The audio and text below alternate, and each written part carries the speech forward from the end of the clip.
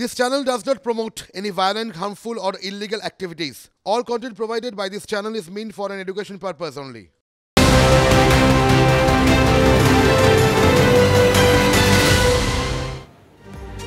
নমস্কার, শুভ সন্ধ্যা। টিভি9 বাংলায় আপনাদের সকলকে স্বাগত। আপনাদের সঙ্গে রয়েছি আমি রুমেলা। আমাদের ব্র্যান্ড নিউ শো যে আলোচনা অবশ্যই গঠনমূলক। বাংলা যা ভাবে আমরা ভাবি তাই অন্য ভাবে। আজ অনুষ্ঠানের শুরুতেই আসুন কয়েকটা মন্তব্য আপনাদের পড়ে শোনাই। গ্রাফিক্যাল প্রেজেন্টেশন রাখবো, পিসিআর কে বলবো একবার প্লে করতে। কার মন্তব্য আমি পিসিআর কে বলবো একবার হোল্ড করতে। কার মন্তব্য আপনারা দেখুন। প্রধান বিচারপতি কলকাতা হাইকোর্ট টি.এস. শিবজ্ঞানম, তার মন্তব্য, তিনি কি বলছেন? তিনি জেলা পরিষদের একজন সদস্য, তিনি কোনোভাবেই আইন অমান্য করতে পারেন না। আমি পরে আপনাদের কাছে আসবো। এই তিনি মানে কে আপনারাই বুঝতে পারবেন। তিনি পালিয়ে বেড়াচ্ছেন, জানি না কেউ তাকে নিরাপত্তা দিচ্ছে কিনা। মহিলাদের অভিযোগ আছে মাস্টারমাইন্ড এখনো পালিয়ে বেড়াচ্ছেন। আপনারা নজর দিন এই শব্দটায়, মাস্টারমাইন্ড, এবং যে সর্বনামগুলো আমরা ব্যবহার করছিলাম। কি তিনি? তাকে না ধরলে 144 ধারা প্রয়োগের অর্থ কি? সন্দেশখালিতে 144 ধারা কি অর্থ তা প্রয়োগে? সাধারণ মানুষের ভোগান্তি হচ্ছে। কে বলছেন? দেখুন, কলকাতা হাইকোর্টের প্রধান বিচারপতি টি.এস. শিবজ্ঞানম এই কথা বলছেন। এই মাস্টারমাইন্ড কে? এই মাস্টারমাইন্ড শেখ শাহজাহান। শেখ শাহজাহানকে নিয়ে একের পর এক মন্তব্য আজ করেছেন, কড়া পর্যবেক্ষণ রেখেছেন প্রধান বিচারপতি। আমরা অবশ্যই তাকে নিয়েই কথা বলছি, তার কারণ এই সন্দেশখালির মাটিতে দাঁড়িয়ে যে আন্দোলন, যে প্রতিবাদের ঝড় উঠেছে, সেখানে শাসকের মতে সন্দেশখালি একেবারে সাজানো একটা ঘটনা ঘটানো হয়েছে, তিলকে তাল করা হয়েছে। শাসকের মতে যে সন্দেশখালি বিরোধীদের চক্রান্ত, সেখানে বহিরাগত আনা হচ্ছে। প্রত্যেক দিন সেই বহিরাগতদের দিয়েই একটা সাজানো নাটক চলছে। সেই সন্দেশখালি নিয়ে এমনটাই বললেন হাইকোর্টের প্রধান বিচারপতি। মাস্টারমাইন্ড, তাকে তো পুলিশ খুঁজে পাচ্ছে না, তাহলে সেখানে 144 ধারার অর্থ কি? এই রাজ্যে মানুষের আন্দোলনের ইতিহাস সমৃদ্ধ। দেওয়ালে পিঠ থেকে গেলে বারবার ঘুরে দাঁড়িয়েছে এ রাজ্যের মানুষ। 1.5 মাসের বেশি সময় ধরে সন্দেশখালির প্রতিটা মিনিটের লড়াই দেখে মানুষের প্রতিবাদ আমরা দেখেছি, আমরা আপনাদের সামনে তুলে ধরেছি। আজকের এই ছবিটা দেখে একটা প্রশ্ন করতে ইচ্ছে করছে না? সন্দেশখালি কি প্রতিবাদের নতুন দরজা?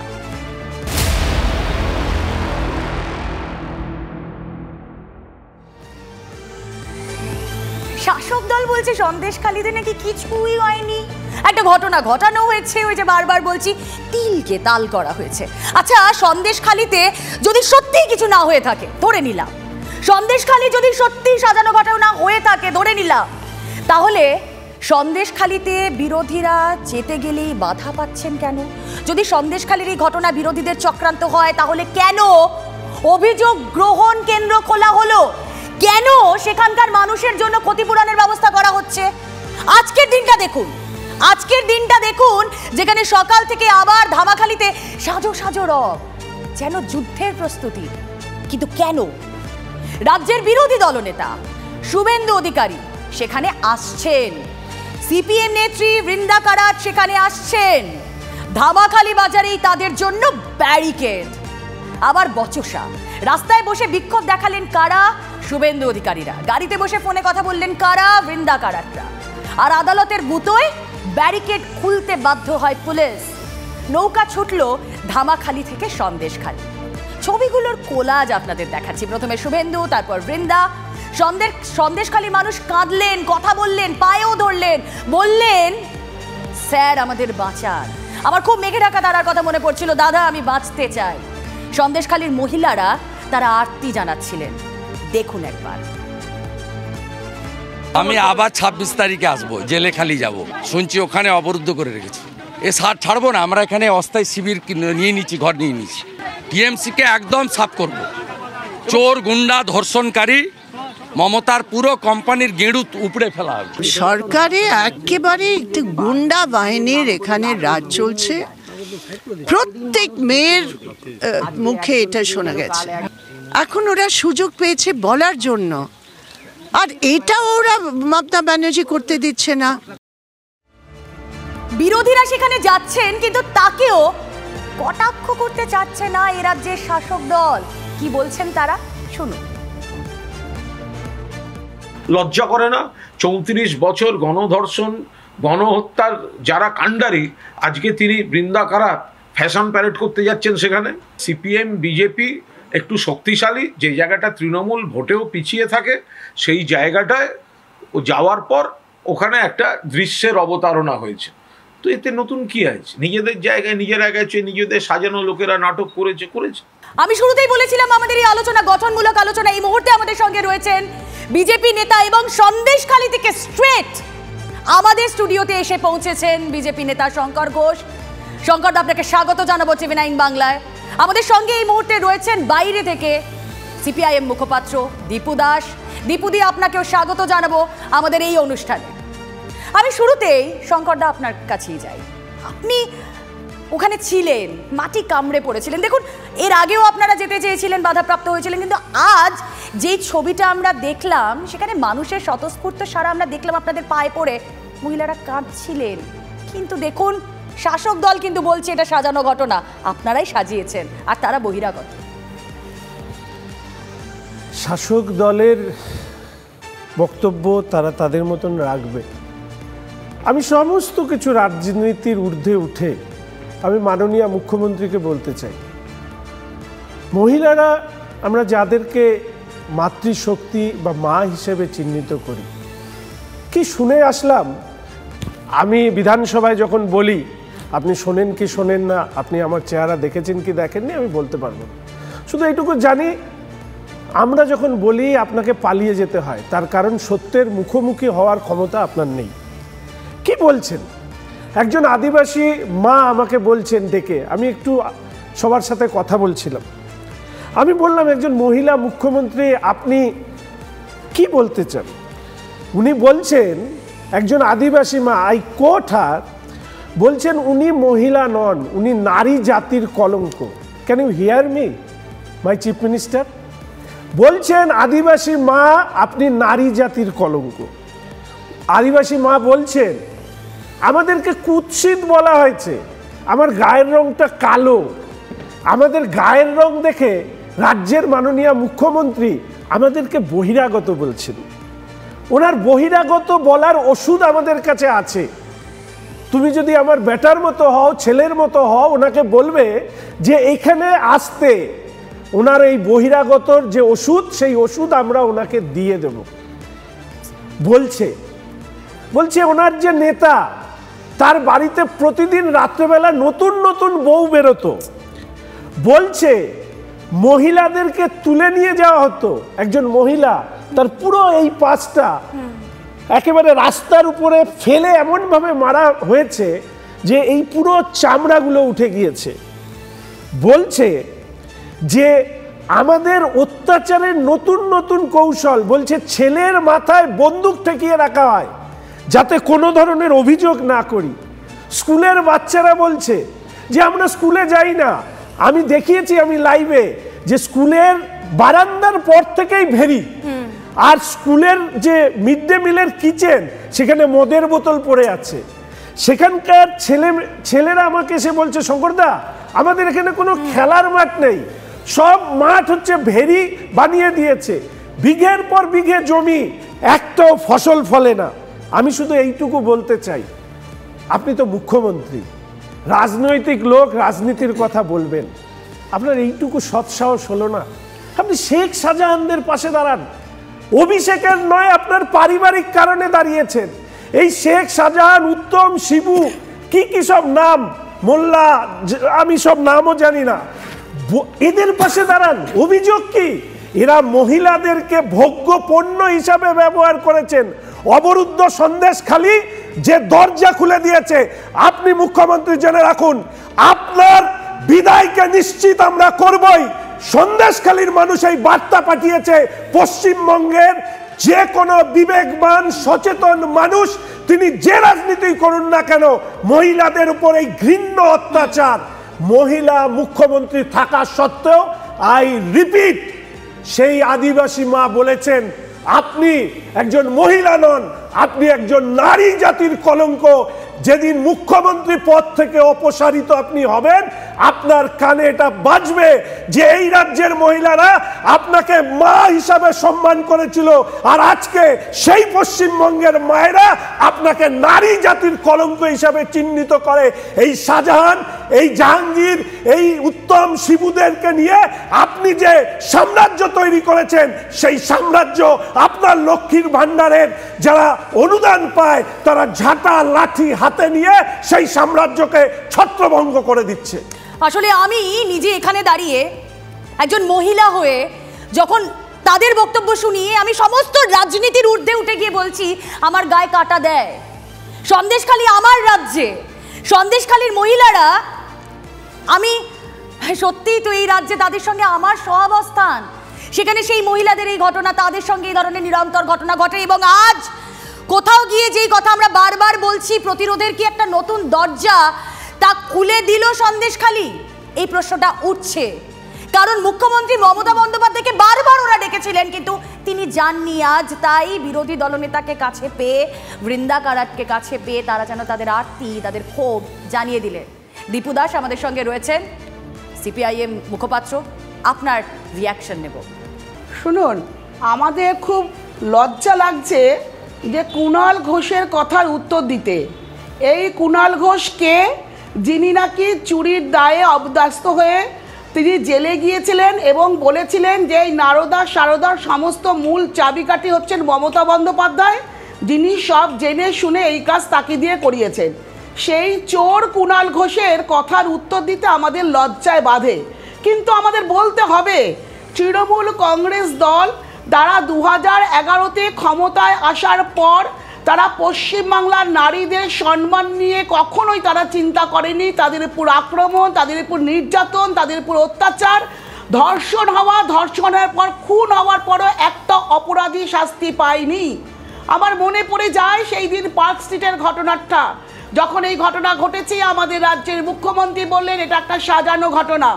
পরবর্তী সময় কোর্টে প্রমাণিত হয়েছে আমাদের রাজ্যের মুখ্যমন্ত্রী একজন মিথ্যাবাদী, যিনি সত্যি ঘটনাটাকে চাপা দেওয়ার চেষ্টা করেছেন। তারপর একের পর এক ঘটনা আমাদের সারা রাজ্যে জুড়ে প্রতিদিন খবরের কাগজে আমরা দেখি কিভাবে নারীরা নির্যাতিত হচ্ছে, কিভাবে নারীরা অত্যাচারিত হচ্ছে। ঠিক সন্দেশখালীতে এইরকম ঘটনা ঘটার পর যারা আজকে এই ধরনের উক্তি করতে পারে, সেই তৃণমূল কংগ্রেসের মুখ্যমন্ত্রীর ক্ষমতায় থাকার অধিকার নেই যে রাজ্যের নির্বাচনের সময় বাংলার মেয়ে চায় বলে ভোট নেয় এই মহিলাদের, আর ভোট নেওয়ার পর এই মহিলাদের তৃণমূল কংগ্রেস তারা সম্মান করে না, অসম্মান করে, তাদের ইজ্জত হনন করে, তাদের আক্রমণ করে, অত্যাচার করে। সুন্দর সুন্দর মহিলা খুঁজে এই তৃণমূলের নেতা সমাজ বিরোধীরা তারা আজকে দুর্নীতিগ্রস্ত, তারা বাড়িতে মেয়েদের নিয়ে যায়, তাকে প্রশ্রয় দেয় মমতা বন্দ্যোপাধ্যায়, তাকে প্রশ্রয় দেয় কুণাল ঘোষের মতন তৃণমূল কংগ্রেসের যারা আছে তারা। এটাই স্বাভাবিক। ওই যে বললাম যে আমার এই মহিলা সত্তা থেকে সমস্ত রাজনীতির ঊর্ধ্বে উঠেই আমি এটা বলবো যে কোথাও গিয়ে যা অভিযোগ আসছে, হ্যাঁ সেটা তদন্ত সাপেক্ষ, আমি মানছি তদন্ত সাপেক্ষ, কিন্তু সেটাকে সাজানো ঘটনা বলে দাগিয়ে দেওয়া, যেখানে যা ঘটছে সেটা শুধুমাত্র ঘটানো হচ্ছে, যারা বলছে তারা বহিরাগত, বলা সহজ। আজকের ছবিটা তো দেখেছেন, আমাদের সঙ্গে এই মুহূর্তে রয়েছেন আইনজীবী অনির্বাণ ব্যানার্জি। অনির্বাণ, আজকের ছবিটা তো দেখেছেন, সেখানকার মহিলারা পায়ে পড়ে গিয়েছেন বৃন্দা কারাটে, শুভেন্দু অধিকারী, তারা আরতি জানাচ্ছেন, স্যার আমাদের বাঁচান। পুরোটা সাজানো নাটক। দেখুন, এক্ষেত্রে আইনের চোখে অন্তত মহিলাদের বিরুদ্ধে নির্যাতনের প্রশ্নে মহিলা, অর্থাৎ যে ভিকটিম গার্ল, যিনি অভিযোগকারিনী, তার বক্তব্য সর্বাধিক গুরুত্বপূর্ণ। এবং এই কথা আমি একাধিকবার বলেছি, আজকেও একই কথা বলছি। এক্ষেত্রে লিখিত অভিযোগ যখন এসছে, ম্যাজিস্ট্রেটের কাছে গোপন জবানবন্দি দেওয়া হয়েছে, তারপরে কিন্তু পুলিশের তরফ থেকেই গণধর্ষণের ধারা যুক্ত করে যে অভিযুক্ত তাকে অ্যারেস্ট করা হয়েছে। মিডিয়ার সামনে যারা বলছেন তারা নিশ্চয়ই বলতে পারেন, তাদের অধিকার রয়েছে। অনুরোধ জানাবো তারা যেন একই সঙ্গে লিখিত আকারে তারা অভিযোগটি করেন। সেটা যতক্ষণ না করা সম্ভব হচ্ছে, পুলিশ হোক বা অন্য কেউ হোক, যেই হোক না কেন, তাদের পক্ষে আইনত ব্যবস্থা নেওয়াটা সম্ভব নয়। যার ফলে সংবাদ মাধ্যমের সামনে যারা বলছেন তাদের কাছে আমার একান্ত অনুরোধ থাকবে, দয়া করে লিখিত আকারেও অভিযোগটি করুন, না হলে পুলিশ কিছু করছে না এই বক্তব্যেরও কিন্তু কোনো মানে থাকে না। তারা কিন্তু অভিযোগের আগেও করেছিলেন, মমতা বন্দ্যোপাধ্যায় সেদিন তো মঞ্চে দাঁড়িয়ে বলছিলেন একটাও লিখিত অভিযোগ জমা পড়েনি। আমরা কিছুক্ষণের মধ্যেই রেখা শর্মার বক্তব্য শোনাবো। তিনি বলেছেন যে আমার কাছে লিখিত 19টা অভিযোগ এসেছে। অভিযোগ তারা করছেন। খুব ভালো কথা। রেখা শর্মা, তিনি ন্যাশনাল কমিশন ফর উইমেনের চেয়ারম্যান, তিনি অভিযোগগুলি পেয়েছেন, সেগুলি পুলিশকে ফরওয়ার্ড করে দিন না, তাহলেই তো সেটা ফর্মাল এফআইআর হিসেবে গ্রাহ্য হবে। আপনার জ্ঞাতার্থে বলে রাখি অনির্বাণ, আমাদের ক্যামেরার সামনে মুখ খুলেছিলেন সেখানকার এক নির্যাতিতা। যেদিনকে তিনি গোপন জবানবন্দি দিতে যাচ্ছিলেন, সেদিন তিনি আশঙ্কা প্রকাশ করেন যে হয়তো আমার সঙ্গে পথেই কিছু হয়ে যাবে। তার ঠিক 2 থেকে 3 দিন পর তার বাড়িতে পুলিশের পোশাক পরে কেউ বা কারা হামলা চালায়। আপনি জানেন নিশ্চয়ই। হ্যাঁ, ঘটনাটি আমিও শুনেছি, এবং সেক্ষেত্রে সেখানে যিনি দায়িত্বপ্রাপ্ত অফিসার ছিলেন তাকে সাংবাদিকরা ঘিরেও ধরেছিলেন, তিনি অস্বীকার করেছেন, সেটা আলাদা প্রশ্ন। কিন্তু নির্যাতিতা যিনি রয়েছেন, তিনি যে অভিযোগ করেছেন তা গুরুতর অভিযোগ। তিনি চাইলে সেই ম্যাজিস্ট্রেট যার কাছে তিনি গোপন জবানবন্দি দিয়েছেন, প্রয়োজনে তাকে সেটা জানাতে পারেন, এবং সেক্ষেত্রে যে এসএইচও রয়েছেন তার বিরুদ্ধে কিন্তু আইনত ব্যবস্থা হবে। এবং আপনারা জানেন যে ডিজি রাজীব কুমার নিজেও সাংবাদিক সম্মেলনে বলেছেন যে কোনো পুলিশকর্মী এর আগে বা এই সময় যদি দুষ্কৃতীদের সঙ্গে হাত মিলিয়ে জড়িত থেকে কোনোভাবে আইনের শাসনের বিরুদ্ধে দাঁড়িয়ে থাকেন, তাদের বিরুদ্ধে ব্যবস্থা হবে। খুব ভালো লাগছে শুনতে অনির্বাণ, যখনই এই তদন্তের কথা, যখনই অভিযোগ শোনার কথা এগুলো হয়, কিন্তু তারপরও যেই প্রশ্নটা এতদিন ধরে আমরা করে আসছি, 5ই জানুয়ারির পর শাহজাহান কোথায়, তার বোধহয় উত্তর পুলিশ আর দিতে পারছে না, তাই না? আচ্ছা, এতদিন উত্তম সর্দার, শিবু হাজরা কোথায় ছিল, তারা গ্রেপ্তার হয়েছে, বা শাহজাহান কোথায়, শেখ শাহজাহান কোথায়, আমরা একদম ফ্রম দ্য ভেরি বিগিনিং আমরা এই প্রশ্নটা করে আসছি, পুলিশ দেখতে পাচ্ছে না। ইডিকেও জিজ্ঞাসা করে দেখতে পারেন একবার। এবার শেখ শাহজাহানের বিরুদ্ধে মহিলাদের তরফ থেকে লিখিত অভিযোগ এখনো পর্যন্ত আছে কিনা আমার জানা নেই। যদি থাকার পরেও তিনি গ্রেপ্তার না হন, নিশ্চিতভাবে নিন্দা করা হবে। সেই লিখিত অভিযোগটা কোথায়? বেশ, আমার একটা ছোট্ট বিরতিতে যেতেই হচ্ছে। শঙ্কর ঘোষ বক্তব্য রাখতে চাইছিলেন, অবশ্যই বিরতির পর তার বক্তব্য নেব। এবং আমাদের সঙ্গে এই অনুষ্ঠানে এসে যুক্ত হয়েছেন এই মুহূর্তে রাজনৈতিক বিশ্লেষক ঝন্টু বড়াই। স্বাগত জানাবো আপনাকে। এ রাজ্যের সহনাগরিকদের নিয়ে কথা বলছি, সন্দেশখালীর দিকে আমাদের নজর রয়েছে। আর আমাদের আলোচনা এই মুহূর্তে যোগ দিয়েছেন আইনজীবী ফিরদৌস শামীম। আমি আসবো, অবশ্যই সকলের বক্তব্য শুনবো, কিন্তু সাজানো ঘটনা, বিরোধীদের চক্রান্ত ইত্যাদি ইত্যাদি তত্ত্ব আছে। সন্দেশখালীর মানুষের কথা শুনতে গিয়েছিলেন জাতীয় মহিলা কমিশনের চেয়ারপারসন রেখা শর্মা, তার কি বক্তব্য শুনবো। उन्होंने माना कि पुलिस से गलती हुई है, इसी कारण ये बात बढ़ी है, और ये मानना भी बहुत पॉजिटिव साइन है, क्योंकि अगर मानेंगे तभी उस पर काम करेंगे। लेकिन जहाँ तक शाहजहां को अरेस्ट करने की बात है, उस पर वो बिल्कुल तिल मिला गए, और उन्होंने कहा कि हम उसके अगेंस्ट कोई है ही नहीं एविडेंस, तो हम क्यों उसको अरेस्ट करें। तो वहाँ कहीं प्रेशर नज़र आता है, उनका फेशियल एक्सप्रेशन, बॉडी लैंग्वेज सब चेंज हो गई। বাংলা এই মুহূর্তে বিশ্বাস করুন সন্দেশখালী ছাড়া আর কিচ্ছু নিয়ে ভাবছে না। সন্দেশখালীর সঙ্গে যখনই বারবার এই সাজানো নাটক, এই কথাগুলো শুনছি, তখন না সেই 1975 সালে একটা ছবি রিলিজ হয়েছিল উত্তম কুমারের অমানুষ। সেই ছবির গল্পটা আপনাদের জানা? দেখবেন খানিকটা মিলে যায়, খানিকটা কেন অনেকটাই মিলে যায় এই সন্দেশখালীর সঙ্গে। যখনকার নিয়ে কথা বলছি তখন আমি তো জন্মাইনি, কিন্তু সেই ছবিটা এখনো স্পষ্ট। ভিলেন উৎপল দত্ত তার ডায়লগ আমাদের গায়ে কাটা দিয়ে দিত, সেগুলো শুনলে এখনো তাই হয়। আর সন্দেশখালীর মাটিতে দাঁড়িয়ে যারা বাস্তবে সেই অভিজ্ঞতা প্রতিদিন করছেন, যাদের হচ্ছে সেই অভিজ্ঞতা, তাদের কথাটা একবার ভাবুন তো। আজ তাদের জন্যই আমাদের এই আলোচনা। আমরা বারবার বলছি TV9 বাংলা সেখানের মানুষের পাশে, সন্দেশখালীর মানুষের পাশে। যেখানে অন্যায় সেখানেই গর্জে উঠি আমরা, TV9 বাংলা। হ্যাঁ, সাংবাদিকদের কণ্ঠরোধ করার চেষ্টা যে হয় না তা তো নয়, সন্দেশখালী সেই এক্সাম্পলটা সেট করে দিয়েছে। আলোচনায় ফিরি, আমাদের সঙ্গে যারা যোগ দিয়েছেন নতুন তাদের কাছেই যাই। ঝন্টু বড়াইক রয়েছেন ফিরদৌস শামীম, রয়েছেন শঙ্কর ঘোষ, এবং আমাদের সঙ্গে রয়েছেন অনির্বাণ ব্যানার্জি। বাইরে থেকে রয়েছে CPIM নেতা দীপু দাস। শুরু করি ঝন্টু বাবুকে দিয়ে, কি বলবেন? হ্যাঁ, প্রথমেই বলছিল এই তোমাদের আলোচনা জাস্ট শুরুতেই নাকি মহিলারা কোনো অভিযোগ করেনি শাহজাহানের বিরুদ্ধে।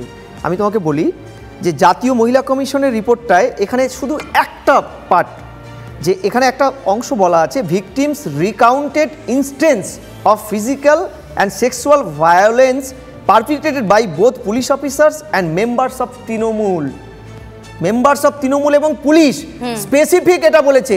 2014 সালে যখন নতুন করে সেক্সুয়াল হ্যারাসমেন্টের ডেফিনেশনটা চেঞ্জ হলো, তখন তাতে কিন্তু পরিষ্কার বলা হয়েছিল সেক্সুয়াল হ্যারাসমেন্ট শুধুমাত্র যৌন হেনস্থার সেই আলটিমেট পর্যায়ে নয়, তাকিয়ে দেখা, কটূক্তি করা, এগুলোও কিন্তু অ্যাড করা হয়েছিল। আইনজীবী আছেন, তিনি জানেন। শেখ শাহজাহানের বিরুদ্ধে ধরলাম কোনো মহিলা করেনি কোনো অভিযোগ, কিন্তু কিছুদিন আগে ইডিকে মারার পরে তার বিরুদ্ধে যে সেকশনগুলো অ্যাড হয়েছিল সেগুলোতেও তো তাকে অ্যারেস্ট করা যেত। আজকে তো হাইকোর্ট তার অবজারভেশনে, ডিভিশন বেঞ্চ তার অবজারভেশনে বলছে হয়তো দেখা যাবে ডিভিশন বেঞ্চ তাকে সারেন্ডার করতে বলতে পারে সোমবার দিন, নেক্সট শুনানির দিন।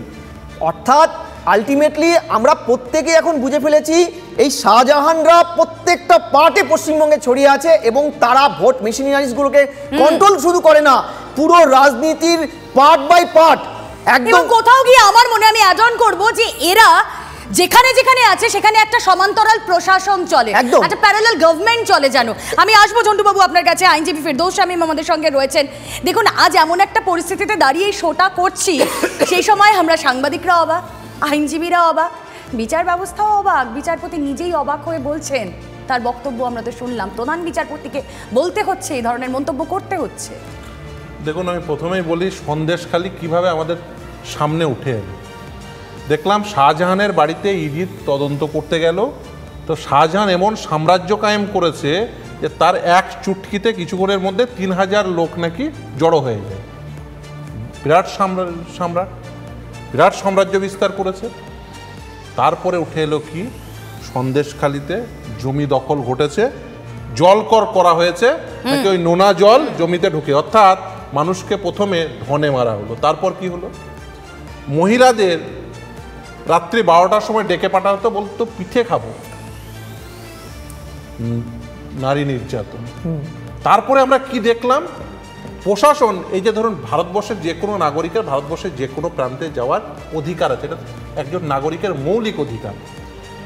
প্রশাসন কি করলো, প্রশাসন 144 জারি করলো গোটা সন্দেশখালী থানা এলাকায়, এবং হাইকোর্ট সেই 144কে বাতিল করে দিল। অর্থাৎ প্রশাসন একজন প্রতিটি ভারতীয় নাগরিকদের অধিকার, মৌলিক অধিকার কেড়ে নেওয়ার সমস্ত বন্দোবস্ত করলো ওই সমস্ত অপরাধীদের কাছে, যাতে ওই যাদের উপর নির্যাতন হয়েছে তাদের কাছে মানুষ যাতে না পৌঁছতে পারে। এটা হচ্ছে প্রশাসনের ভূমিকা। দেখুন law and order is a state subject. এই রাজ্যের একটি প্রান্তে একদম ললেস একটা স্টেট চালাচ্ছে এই সমস্ত এই শাহজাহানরা, শিবুরা, উত্তমরা, তারা একটা সাম্রাজ্য কায়েম করে ফেলেছে।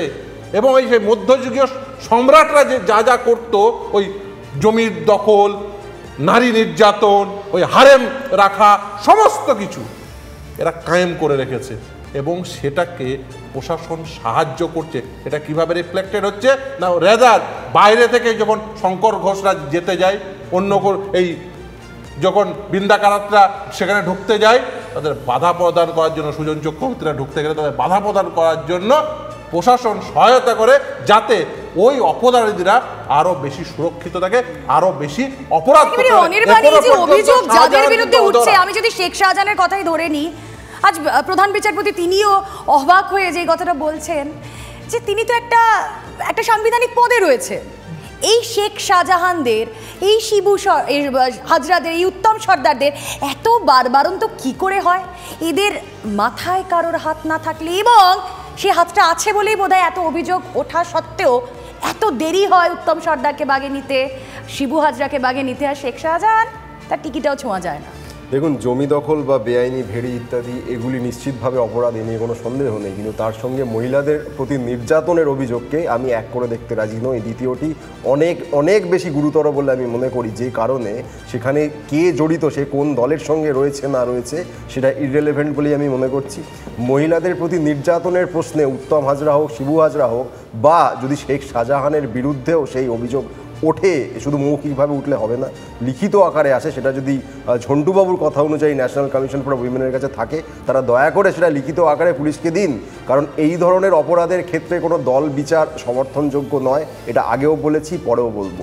দ্বিতীয়ত, রাজনৈতিক এদেরকেই তো শাসক দলের মুখপাত্ররা বলছেন এরা বহিরাগত, স্বয়ং রাজ্যের পুলিশ মন্ত্রী বলছেন এরা বহিরাগত, এরা সাজানো, বিরোধীরা এদেরকে সাজিয়ে এই চক্রান্ত করছে।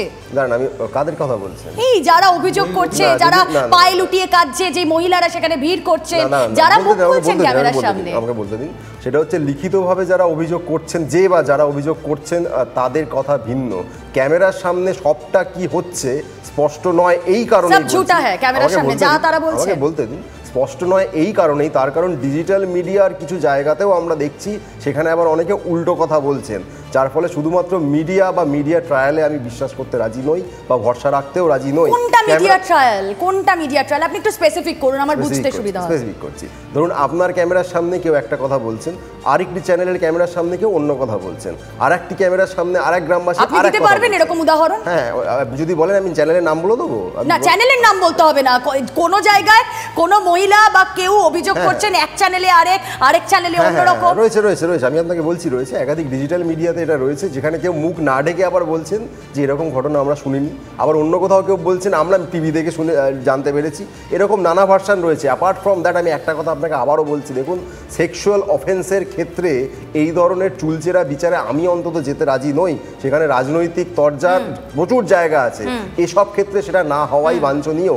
কিন্তু যেহেতু রাজনৈতিক নেতারা সেখানে যাচ্ছেন, রাজনৈতিক তরজা হচ্ছে, ধরুন ন্যাশনাল কমিশন ফর উইমেনের যিনি চেয়ারপারসন, তিনি তো ন্যাশনাল কমিশন ফর উইমেনের চেয়ারপারসন, তার কাজ তো শুধুমাত্র বিজেপি বিরোধী রাজ্যে গিয়ে রিপোর্ট তৈরি করা নয়।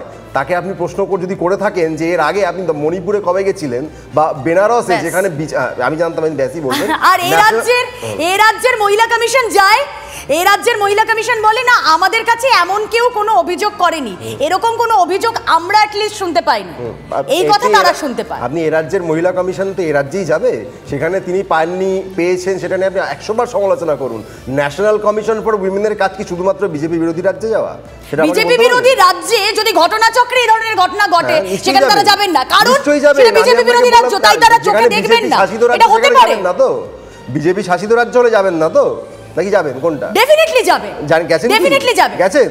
এখন আমি দাঁড়িয়ে রয়েছি পশ্চিমবঙ্গের মাটিতে, এই রাজ্যের মাটিতে সন্দেশখালীর ঘটনা ঘটছে, আমি এই রাজ্য নিয়ে কথা বলবো। আচ্ছা, ভালো কথা বলেছো ফিরদৌস, ভালো কথা বলেছো। টিভি 9 বাংলা চ্যানেল তো অযোধ্যা নিয়ে খবর দেখায় কেন, গুজরাট নিয়ে খবর দেখায় কেন, উত্তর আপনি সংবাদ মাধ্যম কি করবে তার কর্তব্য নিয়ে যখন কথা বলছেন, সেই জায়গা থেকে পুলিশের কর্তব্য নিয়ে কথা বলা আপনার উচিত, প্রশাসনের কর্তব্য নিয়ে কথা বলা আপনার উচিত। আপনি একজন দায়িত্বশীল আইনজীবী হিসেবে আপনার বলা উচিত, দায়িত্বশীল নাগরিক হিসেবে বলা উচিত। আমি আসবো সকল বাবুর কাছে।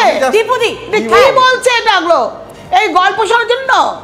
বলুন। এই যে অনির্বাণের এই ছেদ কথা বাদ দিন, রাজ্যের মহিলারা কাঁদছে, যন্ত্রণা ভোগ করছে, আর অনির্বাণ এখানে বসে ওই ছেদ কথা বলছে, কেন অভিযোগ করেনি, কেন আসেনি, অভিযোগ করতে গিয়ে পুলিশ অভিযোগ নেয়নি। এটা বারবার সেখানকার মহিলারা বলেছে শিবু হাসদার কাছে যাও, শাহজাহানের কাছে যাও, পুলিশ অভিযোগ নেয়নি। আর আজকে বলছে কিনা পুলিশ এখানকার মহিলারা কেন অভিযোগ করেনি। এইসব কথা বলতে বারণ করুন, এইগুলো রাজ্যের মানুষ মেনে নেবে না। মমতা বন্দ্যোপাধ্যায়কে ক্ষমা চাইতে হবে, এতগুলো মেয়েকে নিয়ে তার অত্যাচার করছে। হ্যাঁ, সেখানকার মহিলারা বলছেন আমরা অভিযোগ কি জানাতে যাব, আমাদের প্রাণের ভয় রয়েছে, ওখানে তো পুলিশ ভিডিও গেম গেলে দাঁড়িয়ে। হ্যাঁ শঙ্কর বাবু, আমি আসবো, শামিমদা আসবো। হ্যাঁ, পুলিশ খুঁজতে পারেনি, পুলিশ শাহজাহানকে খুঁজে পায় না, পুলিশ শাহজাহানকে খুঁজে পায় না, সেই পুলিশকে কি করে এই আইনি কচকচানি এদিক ওদিক না গিয়ে খুব একটা সাধারণ কথা বলি। পশ্চিমবঙ্গে আমরা সাধারণভাবে বলি যে মহিলাদের বুক ফেটে গেলেও ওনাদের মুখ ফোটে না। সেই মহিলারা অন ক্যামেরা অভিযোগ করছে। অভিযোগ কি সঠিক না বেঠিক, রাজ্যে একজন মহিলা মুখ্যমন্ত্রী ছিলেন, তিনি তাদেরকে ডেকে সরাসরি কথা বলতে পারতেন, তার প্রশাসনিক যে দায়িত্ব যাদের আছে তাদেরকে দিয়ে কথা বলতে পারতেন। দুর্ভাগ্য হচ্ছে যে এই মহিলারা অভিযোগ করছে, যাদেরকে উনি প্রশাসনিকভাবে ওখানে রেখেছেন তারা, এই মহিলারা অভিযোগ জানাতে আসলে ওনারা শিবু উত্তমদের কাছে পাঠিয়ে দেয়, অর্থাৎ যাতে ওনারা এই মহিলাদেরকে ভোগ করতে পারেন তার ব্যবস্থা করে কে? আপনার আধিকারিকরা। অনির্বাণ চাইছে লিখিত অভিযোগ, তা আমি বলবো যে এই মহিলাদের অসহায়তার কথা কে তুলে ধরবে? অনির্বাণরা ছাড়া।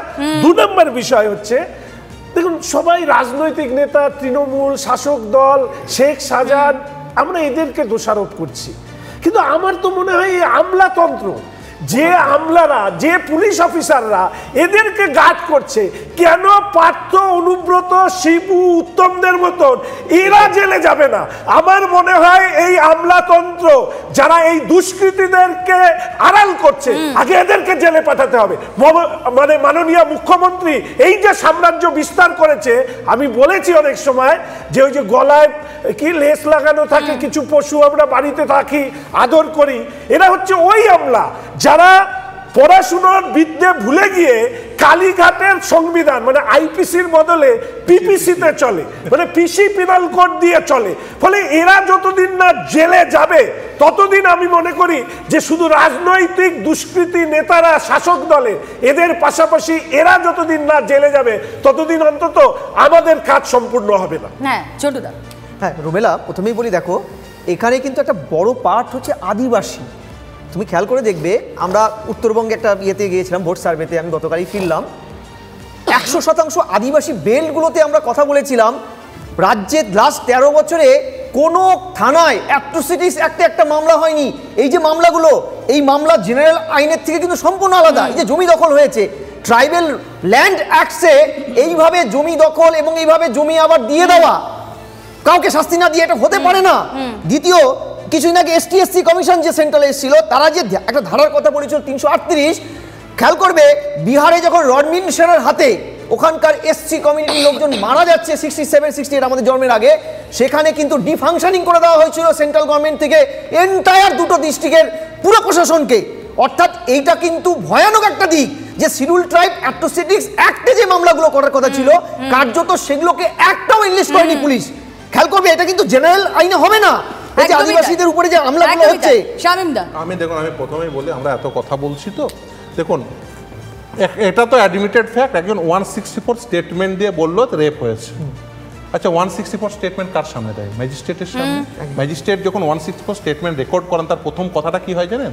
বলে আমি পুলিশের লোক নই, তারপরে স্টেটমেন্ট রেকর্ড করেন। অর্থাৎ যে মহিলা যিনি পুলিশের লোক নন তিনি বিচার ব্যবস্থার প্রতি আস্থাশীল, আইনের প্রতি আস্থাশীল বলে তার সামনে বিবৃতি দেন, কিন্তু পুলিশের সামনে পুলিশের প্রতি ওই ভয় তো আছে, কারণ পুলিশ তো শিবু উত্তমদের কাছে পাঠায়। এখনো পর্যন্ত একজন পুলিশ আধিকারিকের বিরুদ্ধে এই রাজ্য সরকার অধীন কোন সংস্থা পুলিশের বিরুদ্ধে ডিসিপ্লিনারি প্রসিডিং স্টার্ট করেছেন, ইনিশিয়েট করেছেন? 144 গোটা থানা এলাকায় যে যিনি করলো তার বিরুদ্ধে ডিসিপ্লিনারি প্রসিডিং ইনিশিয়েট করেছেন? করেননি। তার মানে এর সঙ্গে আছে প্রশাসনের ঊর্ধ্বতন কর্তৃপক্ষ, প্রত্যেকে, এটা একটা সিরিজ, এই প্রত্যেকে আছে, এদের প্রত্যেকের বিরুদ্ধে এরা একে অপরের সঙ্গে জড়িত। কারণ ওই জমি দখলের ওই যে টাকা, জল করের টাকা পৌঁছতে তো উপর পর্যন্ত প্রত্যেকের এই হিস্সা পেত, ভাগ, সেই ভাগের জন্য এখন ওটা অ্যাসিওর করতে চাইছে যাতে ওই সন্দেশখালীর মাটি জুড়ে উঠছে সেটা শুনতে আমরা পৌঁছে যাচ্ছি, এবং সেখানে সংবাদ মাধ্যমকেও আক্রান্ত হতে হচ্ছে। পুলিশ খুঁজে পায় না আমাদের সাংবাদিকের ওপর যে বা যারা অত্যাচার চালায়, হামলাকারীদের পুলিশ খুঁজে পায়, কিন্তু কোনো একজন অভিযোগ করলেই সাংবাদিককে তড়িঘড়ি গ্রেফতার করা যায়। আমরা কিন্তু দমব না, আমাদেরকে কোনো হুমকি শাসানিতে চমকানো যাবে না, মাথা নত করানো যাবে না। আমরা চলছি তথ্যনিষ্ঠ পথে, সত্যনিষ্ঠ পথে, এবং আমরা চলব। সন্দেশখালীর পাশে থাকবে TV9 বাংলা। আপাতত বাংলা যা ভাবে তা এখানেই শেষ করছি। সকলকে অসংখ্য ধন্যবাদ জানিয়ে সঙ্গে থাকুন।